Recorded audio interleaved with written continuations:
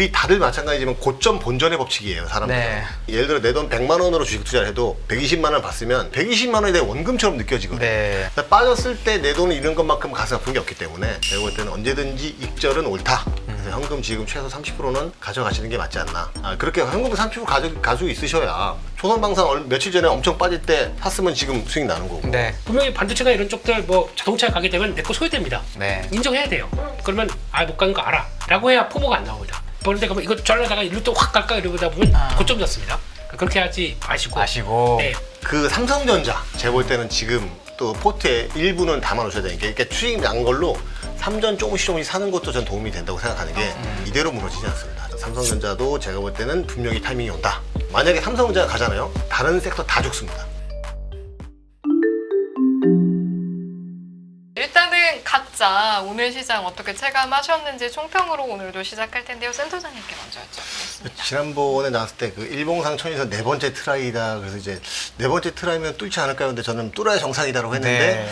뭐 뚫는 정도가 아니라 훌쩍 뛰어넘어서 그게 딱 2주 전이에요. 그렇죠. 얼마 되지도 예. 않았습니다, 진짜. 벌써 뭐 너무 옛날 같아요. 네. 2,900 원저리까지, 그럼요. 3,000 목전까지 이렇게 왔는데 일단 뭐 지주사나 증권주나 삼법 개정이나 이제 주식시장 활성화 정책에 기댄 기존 주도적으로 조금 눈치 보기나 숨 고르기를 좀 했다고 보고 대신 오리지널 주도 섹터였던 조선방산, 엔터, 우주항공 이런 게 바통 터치하면서 지수는 계속 상승하는 분위기로 좀 네. 이어진 시장이었고 일단 지수는 솔직히 말해서 약간 오버슈팅의 영역에 와 있지 않나 생각을 합니다. 근데 오버슈팅의 영역에 왔다고 해서 끝나는 건 아니고 지수가 이제 작년 연말에도 우리가 지수가 많이 빠져서 언더슈팅이다, 국장 탈sun, 지동순이익이 11월부터 한 12월까지 계속 빠졌잖아요. 맞아요. 그 오버슈팅도 사실 말 그대로 오버슈팅이기 때문에 계속 더 갈 수도 있습니다. 그래서 어디까지 오버슈팅 할지는 지켜봐야 되는데 일단 3,000은 돌파하지 않을까라는 기대 섞인 간단한 게 아니라 기대 섞인 전망을 해보고 싶은데 김민태를 비우시네요. 아니 사이에 저희가 질문이 어떠신가요? 있는데 해명해 주세요. 수요일 날 그 코너에 보게 되면 네. 그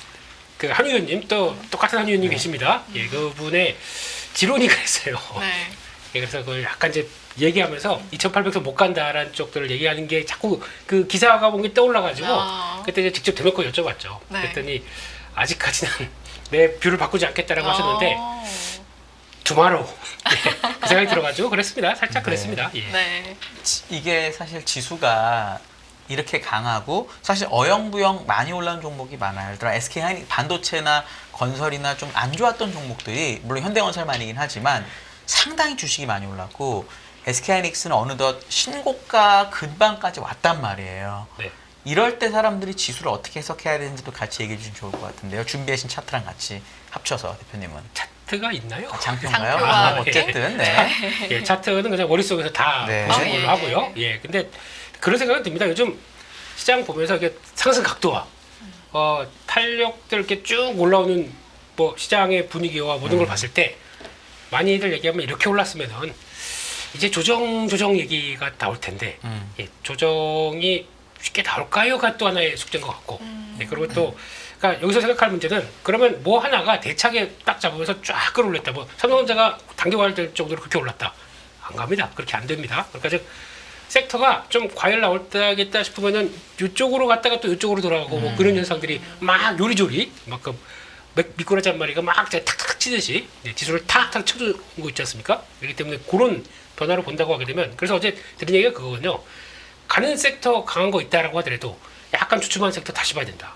예, 그 계속 그쪽 놓치면 그러니까 큰 저희가 알고 있는 주도 섹터 몇 개가 있지 않습니까? 네. 그래서 그거 어차피 외국인들 또 돌아가게 되면 또 약간 바스켓으로 사긴 사는데 그쪽에 또 선호하는 모습들이 더 나온다. 그러면은 언제든지 또 돌아간다라고 하는데 뭐 당장 오늘도 나오기 시작하네요. 그런 변화가 그런 쪽에서 봐야 될 것 같고 지수는 이거 혹시 지난 2023년도 일본 지수만 잠깐 비교해 보시게 되면 비슷한 결이 있습니다.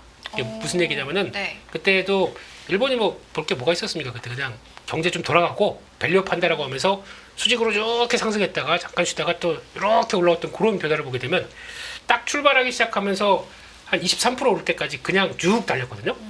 그러면 저희가 어디가 출발인지 모르겠지만 네, 비교하게 되면 그렇게 쉽게 꺾이진 않을 것 같다라는 쪽에서 아, 갑자기 설레게 왜 그러세요? 우리 앵커님 엔터주 갖고 계시죠? 엔터주. 엔터는 그냥 없는 주식이 팬으로서. 없답니다. 없는 주식이 없답니다. 아니 다 있답니다. 무슨 네. 허위 사실입니다. 나 네네. 언제 그렇게 들은 것 겁으로 같은데. 알고 있잖아요. 겁으로 알고 이제 있습니다. 왔다가 갔다가 그러는 거죠. 종목들은 그- 저에게 왔다가 또 갔다가. 네네. 언제 저희 잔잔바리 강의를 한번 들으셨습니까? 예, 뭐 예. 항상 듣고 있죠. 그래서 화요일마다. 네. 그럼 갑자기 오늘- 생각이 나서. 네네. 예. 왜냐면 오늘 갖고 오신 저 자료에 보니까 네. 난 저렇게 강세 업종이 세 줄인 걸 처음 보는 것 같아요. 장표를 한번 볼까 봐요. 지금 네네. 보시면 강세 업종이 저렇게까지 많은 거 보신 적 있으세요? 다 처음이- 좋다는 겁니다. 이렇게 사실은. 꾸려간 지 한 4일 됐습니다. 왜냐면 오늘 삼성전자가 마이너스 났는데도 지수가 막판에 또 땡겨서 도지를 만들더라고요. 네. 업종이 많았다는 얘기죠, 저렇게. 그렇습니다. 그러니까, 네. 결국엔 삼성전자 쉬어도 괜찮아. 원래는 이걸- 쉬면 안 되는데 간만에 쉬었거든, 전자가. 그러니까 전자가 쉬면 지수가 약간 주춤하면서 나머지도 좀 영향을 받는데 네. 형님 딴 쉬다. 게, 야 일어나 이러면서 다시 이런 모습들. 맞아요. 그게 좀 시장의 변화니까. 그러니까 여기서 지금 제가 드리고 싶은 얘기는 지수를 보면 안 돼요 지금요. 뭘 볼까요? 섹터를 봐야 됩니다. 섹터. 지수 좀 보게 해주세요. 아, 왜냐면 지수- 어려워. 지수 보지 말라고 맨날 그러다가 지금 2주 동안 지금 지수 안 본 분들 지수라도 안 했으면 먹을 게 없을 수도 있어요. 아니 지수를 보면서 자꾸 인버스 들어가시니까 문제죠. 그게 아니라. 그게 너무 답답해요 지금 저는요. 그럼 들어가지 말고. 예. 네네. 많이 올랐다. 허를 네. 찔렀습니다. 허를 찔렸습니다. 그러니까 많이 올랐다고 생각하면서 계속 그쪽 사시게 되면 안 돼. 지금 역행하시면 안 됩니다. 그러니까 차라리 그건 뭐 빠질 때 되면 빠지겠죠. 근데 그걸 내가 인버스를 산다고 해서 지수가 빠지는 걸 베팅하고 있다. 이거는 지금 시장에 지금 돈을 버는 단계가 아니겠지 않습니까? 일단 흐름을 역행하기보단 흐름을 좀 타라 당분간은. 네, 그러면서 차라리 요즘 같은 데는 조금 이제 예전 같았으면 묻힐 수 있는 뉴스 같은 경우도 오히려 반영하면서 주가나 아니면 섹터를 좀 강화시키는 역할을 많이 합니다. 그렇기 때문에 지금은 솔직히 주식해야 될 때예요. 그러니까 그런 거 가지고 조금만 아이디어만 찾게 되면 반응한다 그러면 탁탁 튀다 보니까 그게 더 좋겠다라고 하게 되면 이제 방향성에 베팅하지 마시고 섹터를 보면서 베팅할 것들을 베팅하는 게 네. 더 나은 전략이다라고 말씀을 드리는데 센터장님 저 강세 업종 중에 좀 지금도 더 좋아 보인다라든지 혹시 뭐 요런 거 있으세요? 저는 저기서 딱 눈에 몇 개 띄는 게 건설 기계랑 오늘 사실 화학주 이런 것도 좋았거든요. 중국 관련 약간 소재주가. 혹시 센터장님은 저 중에 요거는 진짜 덜 올라서 또는 지금 순환 매고 올 수 있을 만한 게 뭐가 있을 거라고 보이세요? 저 중에 혹시? 그 덜 올라서라고 말씀하시면 그나마 덜 올라서는 안 될까요? 뭐 어쨌든 그럼 뭐 아니 그럼 뺄게요. 앞에 건 빼고. 저는 그냥 요 중에서 계속 저는 좋게 보는 게 뭐 다들 좋게 보지만 이제 직관적으로 딱 봤을 때 저는 개인적으로 마음속에 엔터주들을 좀 계속 좋게 보고 있고 왜냐면 오늘 아침 뉴스 보니까 이제 BTS도 다 제대를 하고 맞아요. 은행가 3분기쯤 아마 또 월드 투어를 할 텐데 그래서 저는 3분기 실적 나오는 때쯤 아마 3분기 실적 나올 때가 4분기 한 11월 뭐 10월 말 11월 예, 초 그 정도 될 되겠죠. 텐데 그 정도의 뭐 그 정도쯤에 3분기 실적이 나오는 쯤에 이제 차익 실현을 생각해도 되지 않을까 정도 생각하기 때문에 엔터는 계속 쭉 들고 가다 생각을 지지난다고 쭉 해왔기 때문에 계속 그렇게 생각하고 있고 나머지들은 좀 부침이 있을 수 있고 또 뭐 약간 또 이렇게 이견이 있을 수 있는 부분들이 조금씩 있어서 다 좋게 봅니다만 저는 개인적으로는 저 중에 엔터가 네, 뭐 좀 계속 긍정적으로 볼 수 있지 않나라는 생각을 조심스럽게 좀 해보고 있습니다. 이건요, 이제 요즘 같은 시장에는 이제 아까 김민수 대표님 말씀 들어보면 그래도 뉴스에 반응하는 그 민감도가 종목들이 영향받는 게 좀 민감도가 발달한 것 같다라는 맥락으로 좀 들었는데 여기에 있어서는 좀 동의를 그 부분은 하시는지. 저도 오늘 느낀 게 네. 오늘 모 종목이 이제 어제 또 상한가를 갔는데 그게 이제 단알. 그렇죠. 아. 맞습니다. 특정 종목을 또 제가 말하는 거 김민수 대표님이 말씀하신 생각이 났네요. 네. 요즘 워낙 컴플이 강화되다 보니까 좀 조심스럽습니다. 예. 아무튼 뭐 팩트니까요. 상한가가 네. 팩트니까. 그럼요, 그래요. 네, 광고 팩트고 하죠. 제가 네, 뭐 절대 네. 매수 매도 의견은 절대 아니고 가짜 팩트가 사실관계를 있는데 말한 건데. 그 종목이 보니까 좀 이렇게 어제 상한가에서 좀 강세를 보이다가 이제 그 가상화폐에도 레버리지를 사용한다는 뉴스가 좀 나오면서 그 뉴스 나오면서 제가 부터 쭉 치고 가면서 상한가 갔거든요. 그러니까 지금 이제 아직까지는 이재명 대표 당선되고 나서 정부 정책과의 허니문 기간이 좀 계속되고 있는 기간이라 보기 때문에 정책 관련된 주들은 아직까지 뉴스에 굉장히 강하게 반응하는 게 맞는 것 같다. 이게 어느 시점에 뭐 좀 끝날지는 모르겠지만 뭐 일단 가깝게 보면은 이제 12일에 이제 상법 개정안 얘기가 있으니까 그때쯤 되면은 세론이 나오지 않을까 생각을 누구나 한 번 정도는 다 해보고 있을 텐데 그 예상대로 될지 안 될지는 봐야 되는 거고 어쨌건 그 말씀에는 오늘 제가 단어를 딱 생각이 나가지고 굉장히 좀 그 뉴스 보고 가는 거 보고 아직까지는 굉장히 정책 관련된 뉴스에는 민감하게 반응하는구나 이런 걸 좀 여실히 느꼈습니다. 네, 예. 네. 알겠습니다.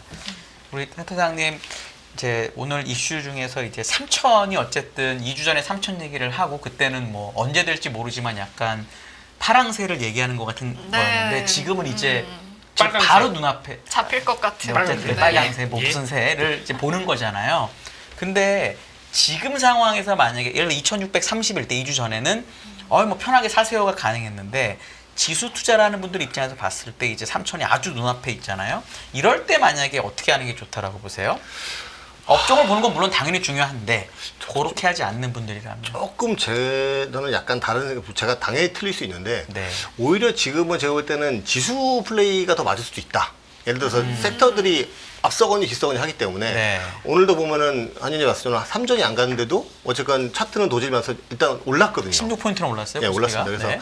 그 예전 그때 2주에 제가 나왔을 때도 3천 갈 수 있느냐 말씀하셨을 때 제가 3전 없이는 쉽진 않을 것 같다. 다만 지주사나 이런 부분들이 움직이면 가능할 수도 있을 것 같다라는 말씀을 드렸는데 지주사가 굉장히 세게 움직였고 그동안 이제 대표적인 못난이인 이제 지주사, 증권주 이런 것들도 움직이고 다른 것들도 움직이고 또 조선방산 지주사가 쉬니까 조선방산이 또 가고 그렇게 되다 보니까 이 섹터들이 제가 볼 때 한꺼번에 다 죽으려면 그때 제가 잠깐 요거 표를 제가 2주 전에 그 보여드렸던 표인데 제가 네. 김민수 대표님처럼 새로운 표를 못 만들었으면 죄송하긴 한데 아유, 괜찮아요. 다시 한번 또 전 기억이 나지도 않습니다. 걱정 컨트롤 마십시오. L을 한번 눌러주시면 기억력이 전 안 좋기 살펴보면 때문에. 네. 그때 제가 그 골드만삭스가 한국 주식 사례 5가지 이유를 이제 말씀드렸었는데 보니까 1, 2, 3, 4, 5번 중에서 지금 딱히 1, 2, 3, 4, 5번이 좀 불었다라고 볼 만한 이슈는 없는 것 같아요. 다 아직까지는 맞는 말인 것 같고. 그다음에 대통령 선거 이후에 정치 불확실이 해소되고 기업 지배구조 결렬 이게 딱 이 총배제가 될 거라고 했는데 이제 상법 개정은 바로 진행한다고 하고 코로나 디스카운트 해소해서 잠재력 지니고 있다. 제가 볼 때 이 말이 계속 통용이 되는 것 같습니다. 그리고 그런데 이제 중요한 게 이제 그 내일 모레 상법 개정안도 있고 그다음에 이제 G7 정상회의가 15, 17일에 있는데 우리 이재명 대통령도 여기 참석한다고 하시더라고요. 그리고 이제 나토 정상회의가 있는데 지금 트럼프 대통령이 미국 내에서 굉장히 지금 그 캘리포니아 시위 때문에 굉장히 정치적으로 국내에서 미국 내에서 굉장히 좀 입지가 좀 곤란한 상황이 있고 캘리포니아 주지사를 체포하라 말하라 이런 얘기까지 하고 있는데 그런 상황에서 봤을 때 일단은 이런 나토 정상회의나 G7 정상회의에 가서 미국 내 정세가 불안하니까 거기에 신경을 뭐 관세 정책은 대충 하고 넘어갈 거냐? 트럼프 스타일로 봤을 때는 아닐 거란 말이죠. 오히려 그 미국 내 얘기를 국외로 돌리기 위해서 다시 한번 또 관세나 관련돼서 뭐 실제로 하든 안 하든 이제 그 립 서비스가 아니죠. 립 어택이라고 해야 되나요? 하여튼 그런 식으로 해서 이제 뭐 관세 얘기나 이런 얘기를 좀 하면서 조금 그렇게 되면은 이 모든 섹터가 그 관세에 그 세게 트럼프 대통령이 세게 말하는 그 말 공격에 그런 발언에 좀 조정을 받을 수는 있다라고는 봅니다. 근데 그거는 지금까지 트럼프 관련된 이슈들은 다 이제 그때 항상 일회성으로 바짝 이제 하락하고 다시 반등을 해왔기 때문에 그런 이슈 정도 빼면은 섹터들이 돌아가면서 순환매하는 상황에서는 지수는 물론 제가 이런 말을 해서 이게 부정타서 그 3천원 못 가게 될 수 있다고도 생각이 들고 나중에 앞으로 시달릴 수 있겠지만 네. 그런 객관적으로 봤을 때는 그런 면에서 일단은 3천은 장중에 터치하고 빠질지는 모르겠지만 네. 일단은 볼 수 있지 않겠나 싶은 생각이 들어서 오히려 지수 플레이 하시는 분들이 지금 상황에서는 좀 제가 볼 때는 더 나을 수도 있지 않나. 모든 섹터들을 지금 들어가서 어느 정도 수익이 나고 있고 리밸런스가 잘 되고 있는 분들이 아니라면 섹터 플레이 하시는 분들이 더 나을 수도 있지 않나 이런 생각도 좀 듭니다. 네. 네, 알겠습니다. 저희 카카오 이야기를 좀 해볼까 하는데 저희 지금 오늘 매매 동향에서도 네. 카카오가 굉장히 올라와 있어서 외국인 매도 1위였습니다. 네, 그런 모습들을 눈에 띄는 모습으로 네. 담았는데 이게 또 보니까 JP모건에서 최근에 카카오뿐만이 아니라 카카오그룹 주가가 이제 전반적으로 급등을 했는데 이게 좀 정당화하기 어렵다라고 이제 평가절한 게 있어서 이 맥락에서 좀 연결시켜서 저희가 한번 이해를 해보면 좋을 것 같은데요. 센터장님, 네. 예, 지금 혹시 센터장님이 카카오를 이만큼 갖고 계신 분을 이제 이게 손님으로 모시고 있다. 카카오 지금 어떻게 해요? 그러면 어떻게 하고 싶으실 생각입니까? 저 같으면 수익이 났으면 네. 무조건 절반을 팔 것 같습니다. 일단. 야, 역시 훌륭한 PD시네요. 네. 과감한 이제 트레이더의 본능이 보이는 거죠. 그래서 네. 네. 아니 뭐 트레이더의 본능이 뭐냐 고객님의 자산을 위해서. 그렇지. 아유, 예, 그걸 그러니까 내 어허. 본능이 이제 고객님의 자산의 업을 위한 이런 과정들, 예, 그저 틀면 되죠. 예, 그렇습니다. 그런 쪽에서 봤을 때 일단 JP 모건이 어제부터 약간 좀 뭐 보유자분들, 주주분들한테는 초를 쳤다라고 볼 수 있는 부분들이고, 근데 나왔던 내용들을 한번 자기 어떤 이성적인 관점에서 계산을 했었습니다. 그걸 한번 보게 되면요, 네. 뭐 페이, 뱅크, 카카오 모두 다 펀더멘탈 대비 주가 과열이다 이렇게 딱 표시를 했습니다. 저게 이제 펀더멘탈이라고 썼는데 네. 외국계 회사는 저걸 밸류에이션으로 하는 거고요. 네. 그러니까 이렇게 주가가 올랐는데 밸류에이션보다 비싸면은 저거는 자동적으로 거의 리포트가 나올 수밖에 없다. 그냥 이렇게 이해하시는 게 저는 훨씬 더 맞다고 봅니다. 그렇죠. 네. 그러니까 약간 이성적인 판단에 따라서 그냥 이렇게 자동적인 거죠. 그렇죠. 왜 이렇게 됐냐에 대한 설명을 할 필요가 있기 때문에. 네. 거기서 볼 때 이제 요걸 계산했더라고요. 이번에 관련해서 이제 소비 쿠폰과 이게 그러니까 재난지원금 비슷한 성격으로 뭐 이 또 지역 화폐랑 같이 들어오는데 요게 또 스테이블 코인과 연결될 수도 있다. 뭐 이런 식으로 막 또 이제 확장되기 시작합니다. 근데 그런 쪽으로 봤을 때 일단 외국인들 입장적으로 본다라고 네. 하게 되면 1인당 25만 원이에요. 네. 네, 4천만 명을 곱했는데 우리 4천만 명은 아니죠. 전 정확하게 전 국민 다 주나요? 아니면 몇 세 이상 주나요? 제가 몰라서 정책을. 원래 가구당 얼마로 봤었는데 하여튼 뭐 네, 근데 되시죠. 그냥 5천만이라고 하게 되면 뭐 10조 원 이상으로 되겠죠. 근데 12조. 네, 12조. 근데 네, 12조 5천. 10조 원으로 따졌을 때 음. 카카오페이 결제 점유율이 30%라고 합니다. 네. 그거와 함께 같이 연결돼서 시작한다라고 하게 되면 수수료가 합치게 되면 170억밖에 안 된다. 네. 요거 정도라고 하게 되면 거의 영업이익도 30억밖에 안 되고 거기서 또. 그렇죠. 거기서 나오는 게 30억밖에 안 된다. 음. 그렇게 되면은 시총 뭐 7조, 뭐 8조 이렇게 되는 회사가 네. 30억 늘어난 거 가지고 이게 무슨 뭐가 되겠느냐. 네. 이게 그러면 너무 오버하는 거 아니냐. 당연히 얘기 나올 수 있습니다. 이런 쪽으로 나올 수 있는 게 그들의 얘기고. 근데 시장의 지금 분위기 그렇다고 하더라도 이제 시장이 조금 앞서간다라고 하게 되면 어제도 잠깐 말씀드렸던 게 그거죠. 이게 그러면 아까 말씀드렸던 지역 화폐, 뭐 스테이블 코인 이런 것들이 다 합쳐져서 이제 어떤 거래 활성화와 함께 점점 그러니까 단순하게 점유율 가지고 수수료만 딱 이거 한 번만 들어간다. 들어서 쓴다. 끝으로 나오는 게 아니라 이게 계속 활용되고 또 계속 돌아가기 시작하다 그러면 수수료가 더 커질 수가 있겠죠. 그러니까 무슨 얘기냐면 카카오나 카카오페이를 예를 들었을 때 결제 플랫폼 업체를 갖고 있다 보니까 그걸 활용해서 더 커진다라고 하게 되면 요게 또 오히려 그러니까 좀 플랫폼 역할로 하기 시작하면서 밸류를 끌어온다 그러면 더 커질 수는 있겠다는 게 시장의 반응입니다 지금은요. 근데 그거는 JP 모건이 확 누른 거고요. 그런 쪽에서 봤었을 때 또나 스테이블 코인 같은 경우도 지금 아까 센터장님 말씀하셨듯이 최소 자본금 요건이 5억 원으로 하향 추진돼 아니 얘기는 안 하셨구나. 예. 5억 원으로 하향 추진되고 있고 게다가 또 요즘 가상화폐까지 레버리지 나오는 과정들 네. 이런 것들을 보게 되면은 그러면 레버리지 나와서 이게 그러면 매매 흐름과 그러니까 약간 또 어떤 확장성이 더 가져가기 시작한다라고 하게 되면 이거는 단순하게 그냥 수수료 한번 딱 이걸로 끝내는 게 아니지 않겠느냐 그런 쪽들도 생각해 볼 수가 있겠죠. 그러니까 반복적으로 점점 커진다라고 하게 되면 수수료는 더 늘어날 수가 있다 보니까 그게 좀 맹점인 것 같습니다. 그래서 그거는 앞으로 얼마큼 그러면 야 이제 지역화폐 나도 써야겠네 라고 하는 쪽으로 좀 인식이 확산되는지에 대해서 가장 또 중요하다고 봐야 되겠죠. 그거는 또 해볼 문제고 그래서 네. 결론적으로는 일단 지금 다 보게 되면은 과거에 2022, 2023년도 그 비펀더멘털 급등한 사례와 유사하다라고 얘기를 하는 거 보니까 그거는 좀 그때 카카오페이 뭐 상장하고 이럴 때 그렇습니다. 예, 20몇만 원 가고. 그렇습니다. 네. 그때를 또 예를 든 것 같은데 그러나 또 여지는 안 끝났어요. 오픈 AI 이쪽과 공동 개발 중인 그러니까 지금 협업하고 오픈 AI가 한국 법인 이제 만들고 그러다 보니까 거기서 성과를 내서 한국형 AI 에이전트 쪽에서 뭔가 이렇게 성과를 조금 내기 시작해서 뭐 한다 그러면 밸류는 더 올려줄 수 있겠다 라는 쪽들인데 가능성은 있다라고 하지만 지금 당장은 비싸다라는 쪽으로 보여지고 있기 때문에 이렇게 되면은 시간이 조금 걸릴 수가 있겠죠. 네. 시장의 반응들이 그렇기 때문에 여기서 단순하게 만약에 그러면 지역화폐, 스테이블코인 이런 것들이 다 묻어서 움직였다는 것들은 일단 뭐 단기적으로 좀 버블은 버블이겠죠. 근데 그거에 대해서는 약간 시장이 잘 소화하고 다음으로 가는지 아니면 그냥 소멸되는지 요거는 대충 보게 되면 일주일 안에 결판이 나지 않을까 싶습니다. 그냥 갔다가 이렇게 재미없다 그래서 툭 밀린다 그러면 이건 그냥 JP 모건이 맞는 거죠. 근데 시장은 또 그렇게 안 본다고 하게 되면 오히려 이렇게 했다가 또 다시 한번 딱 레벨업 시킨다라고 하게 되면 확장성을 또 생각하고 있구나. 그렇게 보시는 게 더 맞지 않나. 그렇게 생각하고 있습니다.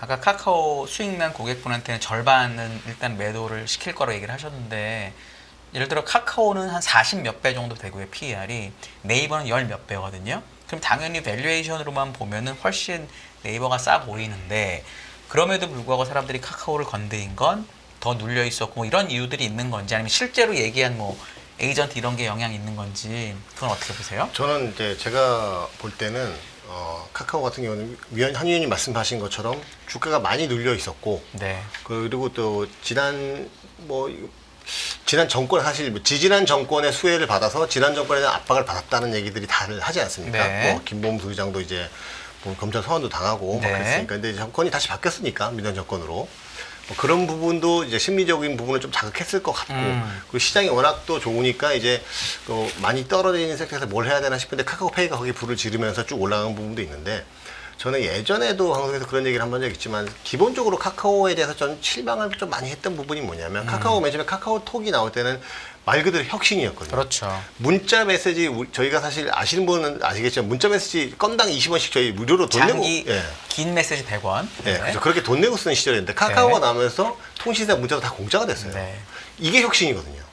근데 카카오가 네이버처럼나 구글처럼 통이 아니라 다 쪼개기 상장했잖아요. 맞습니다. 쪼개기 상장한 부분도 조금 실망스러운 부분들이 있다는 얘기는 많이 이미 했었고 그리고 카카오가 지금 새로운 부가가치를 창출하는 게 아니라 사람들을 편리하게 해주는데 그 안에서 수수료 싸움을 하는 부분이 예를 들어서 카카오 택시라던가 뭐 카카오 대리 이런 보면은 새로운 어떤 시장을 개척하거나 부가가치 창출한 게 아니고 그 안에서 사람들을 편리하게 해주는 부분이 있지만 그 안에서 그 손님과 예를 들어서 택시 기사분들이 받는 거기서 본인이 본인이 수수료를 가져가서 그 기업의 이익으로 가져가는 구조고 또 카카오뱅크 같은 경우도 보면은 뭐 요즘에는 좀 달라졌다고는 많이 하는데 중금리 대출인다는데 서민 대출은 잘 안 해주고 뭐 이런 부분도 있기 때문에 과연 카카오가 처음 보였던 혁신을 지금도 계속 보여주고 있는 의심을 저는 꾸준히 해왔기 때문에 만약에 카카오를 들고 있다면 절반을 파겠다 말씀을 드린 거고 물론 저는 뭐 좀 카카오 관련된 줄 하나도 들고 있지는 않습니다. 네. 아직까지 난 그런 부분에 의심이 좀 있기 때문에 네. 그리고 멀티플 40배라는 것도 좀 비싼 부분도 있고 네. 그럴 바엔 차라리 네이버를 사는 게 맞지 않겠나라는 생각도 있고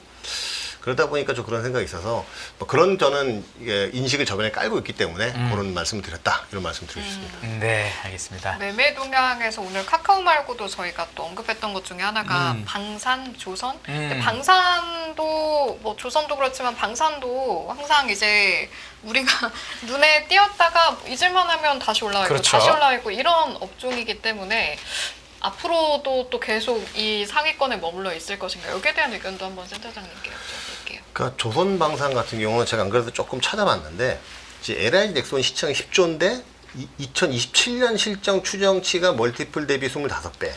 그래서 이제 2027년 실적까지. 근데 제가 물론 섹터는 다릅니다. 전에 방송에 노문창 이사님 센터장님 말씀하신 거 네. 들어보니까 그 27년까지 어떻게 하냐 그 말씀도 제가 딱 그 생각이 들더라고요. 네. 근데 레포트를 보면 몇몇 증권 레포트를 보면 27년 실적까지 땡겨온 경우들이 있어요. 그러니까 네.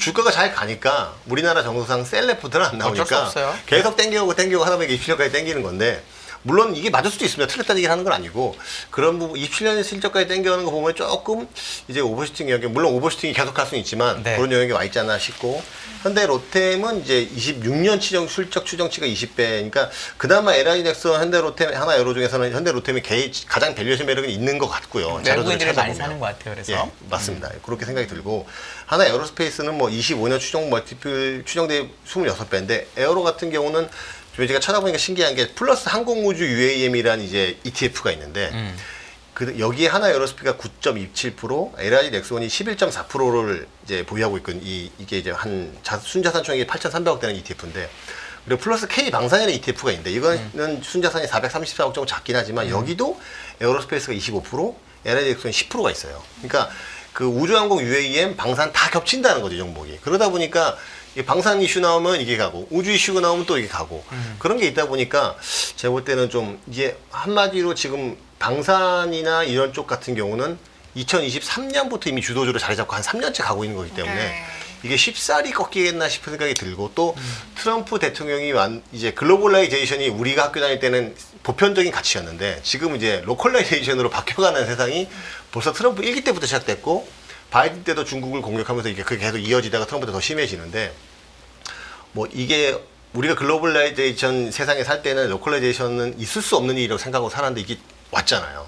마찬가지로 다시 글로벌라이제이션으로 돌아가는 것이 효율적이고 현명하다고 생각이 들고 그게 합리적인 생각인데 과연 그렇게 쉽게 갈 수 있을까라는 생각이 든다면 그런 기반을 두고도 방산주가 오르는 거거든요. 그러니까 내가 그 자체 무장도 해야 되고 이런 부분들이 있게 러시아가 우크라이나 침공했는데 미국이 러시아 편 들어주면서 우크라이나 이런 땅 다 러시아 주라고 하니까 다들 자기 방어해야 되니까 북유럽이나 동남아나 다 자기 자체 방어를 하려고 하는 거고 중국도 호시탐탐 대만을 노리고 있는 부분도 있고 이런 부분 때문에 방산주들이 사실 그것 때문에 가는 거라서 이런 패러다임이 급격하게 바뀌지 않는 한 방산주의 실적이 계속 나오면서 꾸준하게 이런 기대감들은 계속 이어지지 않을까 이런 생각이 좀 들어서 근데 네. 하긴 보면 근데 국방이나 군사 예산을 많이 쓰는 사회가 건전한 사회라고 볼 수는 없거든요.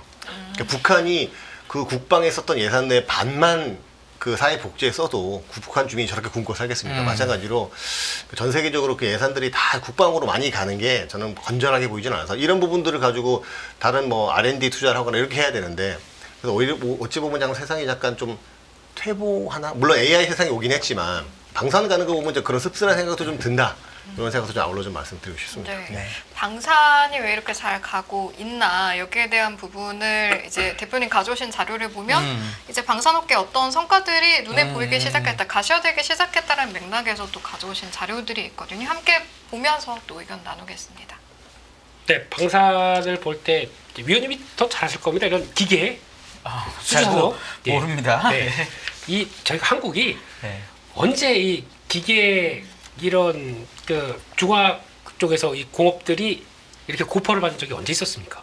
있었죠. 2004, 5, 6, 7, 8년에. 그거는 그 예외를 하고 그러니까 오래죠. 이 정도로 그러니까 네. 주가 가면서 거기서 막 땡겨오는 이런 현상들.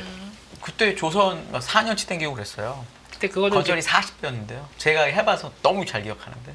그렇다고 하더라도 네. 그 오래 못 갔지 않습니까? 지금 보게 되면은 네. 방산 아까 말씀하셨듯이 네. 지금 출발해서 지금 움직일 때 4년 차입니다. 네. 또 오늘 잘 모르실 수도 있겠지만 전력기기 네. HD현대 일렉트릭 거의 그 신고점 왔어요. 신고가 거의 왔어요. 그 예. 지난 고점 때 다 왔습니다. 42만 원. 네. 조선도 안 꺾입니다. 이게 그러니까 장기 사이클을 타는데 그게 왜 지금처럼 예전에 한국 주식은 한 6개월 그 초초초초 장기면 끝났다고 생각했었어요. 그게 아니라 장기 사이클을 좀 웃어주세요. 이런 거는 네, 좀 맞아. 모르겠어요. 원래 2주가 장기고 한 웃고 달이면 있었어요. 초장기니까. 야, 저희가 6개월 초초초- 초초초초 장기 맞죠. 예. 초초초 장기만에 비해서 좀 잘 적응을 못 하시는 것 네. 같은데 그님께서 예 근데 그런 쪽에서 봤었을 때 네. 그럴 수 있는 배경들이 뭐냐라고 좀 찾아가면서 좀 그렇죠. 생각을 해보게 되면은 아까 말씀하셨던 수주 산업의 특징인 것 같습니다. 네. 그러니까 특히 이 정도에서 그러니까 만약에 고퍼를 여기서 그러니까 여기서 주가가 끝난다. 여기서 이제 더 못 간다라고 하게 되면 고퍼니까 팔아야 되겠죠. 하지만 거기 걸맞게 수주가 뭔가 들어오고 남들이 찾아줍니다. 그래서 계속 그 모멘텀들이 들어온다라고 하는 그 과정들이 그러니까 결국 수주로 연결되기 시작하게 되면 고퍼가 인정이 되는 거죠. 잠깐만 지금 2027년도에 한 뭐 30배 정도까지 해서 생각보다 비싼 것 같은데 근데 오히려 수주를 받아서 한 내년부터 내년 후반기부터는 또 실적이 반영되기 시작합니다. 그럼 떨어지겠죠. 그런 과정들이 나오다 보니까 그런 수주 산업의 특성으로 보면서 그냥 기승전 수주로 가야 되겠다라는 쪽들로 보고 있는데 네. 그런 관점 쪽에서 오늘 또 이런 얘기 나오다 보니까 로이터 통신에서 폴란드와 60억 달러 규모의 K2 전차 이게 지난번 2022년도 그러니까 벌써 22, 23, 24, 25 4년 차잖아요. 네, 여기서 벌써 뭐 물론 작년에 할 뻔한 거였습니다. 그러다가 뭐 얘기도 많고 뭐 국내 정치 올라 못하죠. 이건 예. 국가 간의 계약이나 마찬가지니까. 그렇죠. 거기 한 절반 정도가 이제 137억 달러, 그 중에서 한 60억 달러가 이제 또 추가로 이제 연결이 되다 보니까 여기서 잘 보시게 되면은 180대 전차를 계약했는데 네. 현대로템이 직접 생산이 직생산이 117대입니다. 그리고 나머지 현지 제조가 나머지다라고 하게 되면 오히려 직생산이 더 많은데요. 네. 그러면 마진이 더 좋겠죠. 훨씬 좋죠. 훨씬 좋죠. 그러다 보니까 지금 올해 현대로템의 OPM 40% 얘기를 하는 게 그게 현실이 될 수도 있겠다라는 쪽들로 바라보다 보니까 그게 그러면 고마진이고 수주 계속 늘어나는 쪽들이 확인됐다. 그러면 이제 외국인들은 좋아하죠. 예, 이런 쪽에서 변화가 되다 보니까 안 빠지고 계속 움직인다라는 쪽으로 봐야 될 것 같고 두 번째 나왔던 얘기는 하나에어로스페이스가 또 국방과학연구소와 요 LSM 즉 고고도 요격 유격탄 발음도 안 되네요. 예, 발음 좀 해주세요. 전문 앵커님께서. 저보다 위원님이 저도 나으실 못 아니 넘어가시죠. 이건 넘어가시죠. 고고도 네. 요격 유격탄. 네. 와, 야, 하여튼 LSM 네. 이쪽에서 얘기를 하는데 이게 좀 요격 고도가 저 성층권 더 이하보다 더 높은 그러니까 LSM 대시 2입니다. 그러다 보니까 더 높은 고도라고 하다 보니까 얼만큼 더 또 어떤 기술력이 높아질 수 있겠느냐라고 하게 되면 그것까지 넓어지다 보니까 방공 경력이 3-4배까지 늘릴 수 있겠다라고 하게 되면 당연히 국방과학연구소는 진행을 하겠죠. 그런 네. 관점이다 보니까 이쪽에서 아까 우리 센터장님 말씀하셨듯이 막 넓혀가고 있어. 우주 항공부터 미사일까지 좀 다양하게 들어가다 보니까 이게 또 하나의 성과가 나왔다. 정부 사업은 이익률은 되게 낮습니다. 낮습니다. 네. 하지만 시장에서 이제 또 밸류 떼려오기 시작하게 되면 요거 잘 만들어 놓으면은 또 이제 저걸 갖고 다른 나라에 비싸게 그렇습니다. 팔니까요. 네. 그런 쪽으로 이제 기반이 나올 수 있다고. 그러니까 저희가 방산이 컸던 결과가 북한하고 대치돼 있다 보니까 네. 기술 개발을 계속했다. 이거 바로 실전에 쓸 수 있다. 이게 좀 확산되다 보니까 한국형 그 레오파드 이런 거 막 비켜 이러고 막 그러고 있고 지난번에 파키스탄하고 왜 또 인도하고 또 부딪혔을 때도 그때도 그때 저희 샤를 선생님께서도 이거 보시면 와 조회수 엄청 나왔더라고요. 저희 연합뉴스 경제TV에서 나왔던 고쿠노 와 거기서도 인기가 워낙 좋으시니까. 네, 그런 거 보다 보니까 그냥 이제 국뽕이 팍 들어가는 거죠. 예, 그런 쪽들이 변화가 들어온다 또 봐야 될 것 같고요. 또 마지막으로 하나그룹 쪽에서 또 다 하나네요.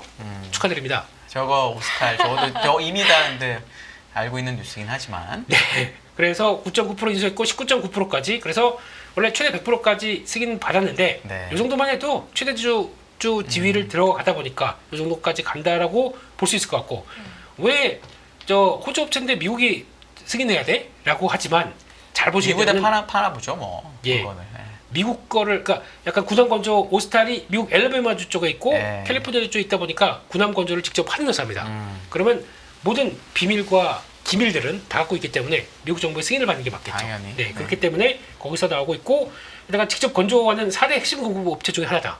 그러니까 완전 작정한 거예요. 저거 인수해서 에바로 가자. 이게 그림이 더 맞춰지는 거죠. 그러다 보니까 시장에서 또 바라보는 것 같고 40에서 60% 시장 점유율 때 1위이지 않습니까? 그러다 보니까 소형 군수 지원함 이런 쪽들에 그러다 보니까 오히려 또 이럴 때마다 한 번씩 뚝뚝 올라오는 이런 관점들. 그러다 보니까 방산 쪽들은 좀 지쳤다 그러고 약간 모멘텀 떨어졌다 이런 게 나오네요. 그러다 보니까 시장에서 영향을 끼친다. 만약에 주가가 조금 좀 이상하다라고 하게 되면 호재가 나왔는데 안 갑니다. 그땐 조심해야 되겠죠. 근데 뭔가 사람들이 이제 반응을 안 하고 있네라고 하게 되면 그때는 좀 조심해야겠죠. 그런 것만 보셨으면 좋겠습니다. 알겠습니다. 아까 그 지수를 좀 하는 게 좋다고 센터장님 얘기를 하시긴 하셨잖아요. 근데 이제 업종이 계속 바뀌고 아까 대표님이 얘기하신 것처럼 내가 갖고 있지 않은 업종이 오르면 너무 열받고 저거에 막 따라가고 싶고 이런 분들이 있을 수밖에 없거든요. 이럴 때 실제 투자하는 분들한테 이렇게 하는 게 그래도 가장 정신도 챙기고 수익도 챙기는 방법이다. 어떤 식으로 얘기를 해주시면 좋을 것 같으세요? 이렇게 막 순환매하고 이럴 때. 일단 두 가지 말씀 드리고 싶은데 첫 번째는 이제 지수를 제가 지금 이제 그나마 지수 플레이 하시는 분들이 결코 뭐 나쁘지 않을 것 같다는 거지 지금 여기서 지수 투자가 더 좋다 이런 의미보다는 네. 지수 투자는 나쁘지 않다는 의미인 거고 일단은 제가 볼 때는 지수 ETF를 하시더라도 일단 섹터를 좀 이렇게 제가 볼 때는 이게 포트폴리오를 이제 분산을 해야죠. 지수 ETF도 있고 그다음에 지주사, 증권, 그다음에 건설, 원전, 조선, 방산, 우주항공, 엔터 이런 섹터들을 의미 있게 다 거기 대장주를 갖고 계시든가 아니면 그 관련된 ETF를 갖고 계시든가. 그래서 그렇게 쭉 다 이게 좀 분산해서 이제 하나가 오르면 좀 리밸런싱을 하고 떨어진 대로 가고 이렇게 네. 리밸런싱이 좀 필요하다고 보고 또 제가 또 생각해 보면은 코스피 대비해서 코스닥이 좀 들어올랐거든요. 네. 그래서 ETF 하시는 분들은 제가 볼 때 코스닥 ETF도 좀 이제 가져가 보는 게 좀 나쁘지 않지 않겠나 생각이 들어서 그런 식으로 좀 아까 유명한 섹터들 지금 잘 가는 섹터들의 대장주들을 사시던가 그 대장주 고르기 힘들다 하시면은 그 관련된 ETF가 다 있거든요. 네. 그 ETF를 사시고 그다음에 코스피나 코스닥 그 ETF를 지수 ETF를 사시되 코스닥 ETF 비중을 조금 더 많이 해서 그런 식으로 해서 좀 비중을 가져가시되 지금 이 지수가 2,800 후반까지 와 있는 상황에서는 최소한 제가 볼 때 지금 현금 30%는 있으셔야 됩니다. 아. 여기서 주식 100%라는 거는 좀 제가 볼 때는 물론 주식 100% 하신 분들이 주식 70% 갖고 계신 분보다 수익은 많이 할 수 있지만 그렇겠죠. 제가 앞서 말씀드렸던 이제 G7 정상회의라든가 여러 가지 뭐 트럼프 관세 얘기 또 언제 나올지도 모르고 뭐 이런 상황이 있기 때문에 현금 30% 정도는 가지고 있는 게 맞고 최대 50%까지도 괜찮다. 다만 현금 60% 주식 40%는 좀 아닌 것 같고요. 최대 늘리면 현금 50 주식 50이고 아니면 네. 주식 70 현금 30 정도 가는 게 맞다. 그때 예전에 말씀드렸지만 우리가 주식을 팔아서 현금을 갖고 있다가 주식이 올라가면 내가 더 볼 수 있었는데 아깝다. 이걸로 끝나는데 빠지면은 우리 다들 마찬가지지만 고점 본전의 법칙이에요, 사람들은. 네. 내 돈이 예를 들어 내 돈 100만 원으로 주식 투자를 해도 120만 원을 받으면 다시 떨어져서 110만 원 돼도 120만 원이 내 원금처럼 느껴지거든요. 네. 그러니까 빠졌을 때 내 돈을 잃은 것만큼 가슴 아픈 게 없기 때문에 제가 볼 때는 언제든지 익절은 옳다. 그래서 현금 지금 최소 30%는 가져가시는 게 맞지 않나. 그렇게 현금 30% 가지고 있으셔야 조선방산 며칠 전에 엄청 빠질 때 샀으면 지금 수익 나는 거고. 네. 지주사도 뭐 얼마 안 빠졌지만 지주사 증권주가 조정 많이 받으면 또 이제 상법 개정안이 또 이제 언제 또 될지 대정이 많은 게 있으니까 뭐 지키시겠죠. 그거 대비해서 또 빠졌을 때 살 수도 있고 하기 때문에 현금 지금 30%는 무조건 있어야 될 타이밍에 왔다. 그 정도 말씀드리고 싶습니다. 혹시 대표님은 요거에 대해서는 어떻게 주도 업종 쫓아가야 돼요? 아니면 예를 들어 자동차 또 며칠 전에 그렇게 쉬다가 또 오르고 이러잖아요. 네. 그냥 계속 기다려야 됩니까? 일단 첫 번째는 구분이 필요합니다. 저게 내가 먹을 건지 안 먹을 건지. 지금이라도 딱 세팅해서 먹을 수 있을 것인가 라고 하게 되면 해야죠. 근데 그리고 판단하기 너무 어려우니까요, 사실은.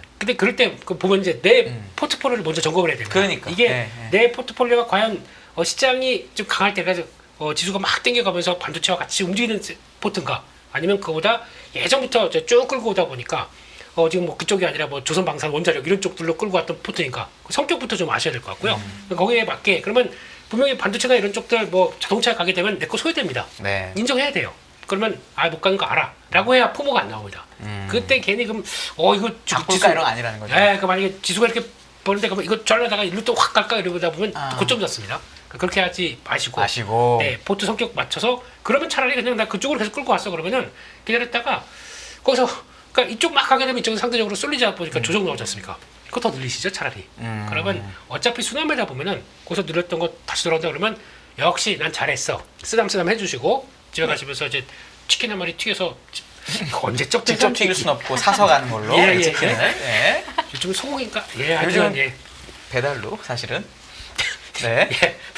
예, 감사합니다 위원님. 네. 예, 그렇게 보셔야 될 것 같고 두 번째 저는 위원님이 센터장님 말씀하셨던 30% 현금 정말 찬성합니다. 왜냐면 이게 아까 말씀드렸듯이 나는 이제 갈 거 같고 어차피 수익 계속 나오고 있어. 그러니까 마음이 편하거든요. 이럴 때 현금이 좀 있게 되면은 어떤 현상이 나오냐면 그래 오늘 무슨 섹터가 움직일까 싶어가지고 아침에 조금 보다가 자신이 생깁니다. 오히려 불 붙을 때 내 계좌 불 붙을 때 매매 조금만 잘해주잖아요. 확 붙습니다. 그러다 보니까 이거 내 계좌 맞아? 라고 생각하시는 분들은 요즘 현금 비중이 있다가 그걸 가지고 좀 강한 섹터를 툭툭 들어갔다가 강한데 이것까지도 같이 불을 더 붙여줘서 계좌 좋아졌다는 분들이 더 많으시거든요. 맞아요. 가끔 사고 싶은데 네.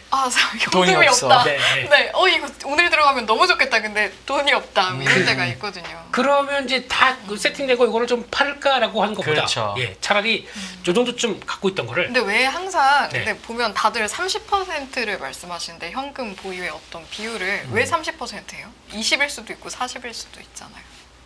왜 그럽니까? 너무 엉뚱한 우리나라는 질문인가? 예로부터 3자를 줘. 3년 3이 있고 3, 3번이 있고. 왜냐면 예. 50%일 수도 있고 그런데 항상 다들 30% 정도는 현금을 이게 보유해라 20%는 사실 이러시더라고요. 그 8대2 법칙이라는 것도 20%는 좀 작고 그 40%는 좀 50% 가까이 많고 30이 제일 적당한 물론 25%도 상관없는데 그래서 사실 그거는 뭐 제가 어떤 과학적 근거를 갖고 있지는 않지만 한 30% 정도를 갖고 있는 게 좀 약간 현금도 어느 정도 있는 것 같고 너무 적은 것 같지도 않고 좀 적당한 것 같고 좀 아까 제가 또 말씀드린 한 가지 말씀 안 드린 게 그 삼성전자 제가 볼 때는 지금 또 포트에 일부는 담아 놓으셔야 되는 게 이렇게 수익 난 걸로 삼전 조금씩 사는 것도 전 도움이 된다고 생각하는 게 지금 또 제가 감히 제가 그 한마디 건넬 수도 없는 위대하신 우리 노근창 센터장님이 삼전에 대해서 그렇게 좋게 말씀은 안 하셨지만 위대한까지 나왔어요. 저는 왜냐하면 저보다 훨씬 전문가시고 네네. 워낙 전문가시니까 저도 네. 그분 레포트를 보고 공부하는 사람 입장에서 네. 감히 그런 말씀 드릴 분은 아니지만 겸상도 할 수 없는 분이긴 하지만 그래도 제가 볼 때는 그 업계에 계신 분들이 아무튼 아직 조금 좀 기다려야 될 것 같다는 타이밍이 올 때 그때 사야 됩니다. 왜냐하면 작년에 국장한테서 진흥순 할 때 국장 사셨던 정확히 분들 받아야겠죠. 6개월 후에 어떻게 됐습니까 계좌가. 그래서 그러니까 삼성전자도 뭐 여러 가지 말이 많지만 현금 100조 들고 있는 삼성전자가 저력이 있는데 이대로 무너지지 않습니다. 제가 볼 때는 삼성전자도 제가 볼 때는 분명히 타이밍이 온다.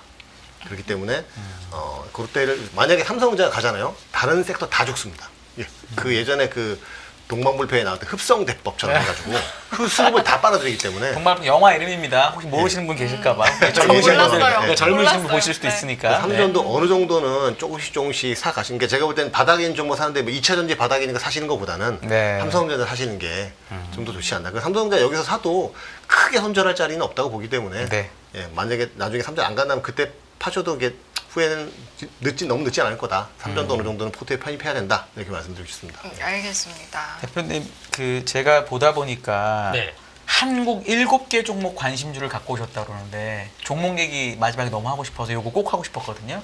얘기 좀 해주세요. 7개 뭐 사야 됩니까? 네, 제 친구 GS, 네. MS 친구 GS, 네. 예, GS가 얘기한 아까 또 친구 JP 친구도 있고 막 있죠 친구들이.